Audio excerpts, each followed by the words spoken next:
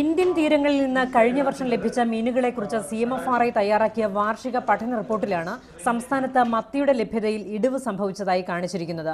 മൊത്തം സമുദ്ര മത്സ്യ ലഭ്യതയിൽ നേരിയ വർധനവുണ്ടായിട്ടുണ്ട്. മൊത്തം മത്സ്യലഭ്യതയിൽ കേരളം ആദ്യമായി 4ാം സ്ഥാനത്തേക്ക് പിന്തള്ളപ്പെട്ടതായും CMFRI അധികൃതർ വാർത്താ സമ്മേളനത്തിൽ അറിയിച്ചു. നമ്മുടെ ഏകദേശം കേരള തീരത്ത് നിന്ന് പിടിക്കാവുന്ന മത്തിയുടെ മാക്സിമം സസ്റ്റൈനബിൾ ഈൽഡ് എന്ന് പറഞ്ഞാൽ 2.5 ലക്ഷം ടണ്ണാണ്. അതൊരു 4.5-ലെല്ലാം 11-12 കൂടിയിട്ടുണ്ടായിരുന്നു.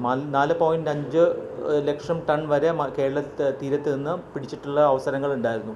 അപ്പോൾ അതെല്ലാം അതിൻ്റെ റിഫ്ലക്ഷൻസ് ആണ്. പിന്നെ കാലാവസ്ഥാ വ്യതിയാനം, ചെറുമീനുകളെ പിടിക്കുക, ഇതെല്ലാത്തിൻ്റെയും കൂടെ ഒരു ക്യുമുലേറ്റീവ് ഇഫക്റ്റാണ്. പക്ഷേ ഈ 2017 മെച്ചപ്പെടുമെന്ന് തന്നെയാണ് ഞങ്ങളുടെ വിശ്വാസം. പോയ വർഷം രാജ്യത്ത് ഏറ്റവും കൂടുതൽ ലഭിച്ച മത്സ്യം അയലയാണ്. 2.49 ലക്ഷം ടൺ അയലയാണ് കഴിഞ്ഞ വർഷം ഇന്ത്യയിൽ പിടിച്ചത്. CMFRI കഴിഞ്ഞ വർഷം പുതുതായി കണ്ടെത്തിയ പുള്ളിയയല മത്സ്യം കേരള തീരങ്ങളിൽ നിന്ന് മാത്രമാണ് ലഭിച്ചത്. 1000 ടൺ പുള്ളിയയല കേരളത്തിൽ കഴിഞ്ഞ വർഷം ലഭിച്ചിട്ടുണ്ട്.